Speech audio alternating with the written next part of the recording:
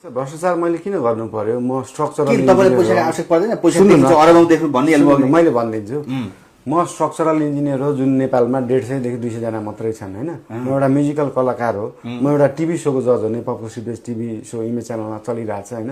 मैले अलि भ्याएको छैन कति काम गर्न, त्यो यो चीज भन्दा अगाडि नै मेरो यति धेरै काम छ। मैले अस्ट्रेलियाको टुर क्यान्सल गरेर बसेको छु, युरोपको टुर क्यान्सल गरेर बसेको छु, अमेरिकाको टुर क्यान्सल गरेर बसेको छु। त्यो पैसा कमाउनलाई हामीसँग मसँग भनौँ अहिले व्यक्तिगत रूपमा यति धेरै बाटाहरू छन् कि यहाँ मैले अब राजनीति गरेर पैसा कमाउनु पर्ने आवश्यकता तपाईँ आफै सक्षम हुन्छ त्यसरी पैसाको लागि। हजुर हजुर, एक त कमाइसक्नु भएको छ अथवा तपाईँलाई पैसा आफै गर्न सक्नुहुन्छ। यो महत्त्वपूर्ण कुरा छ नि होइन र?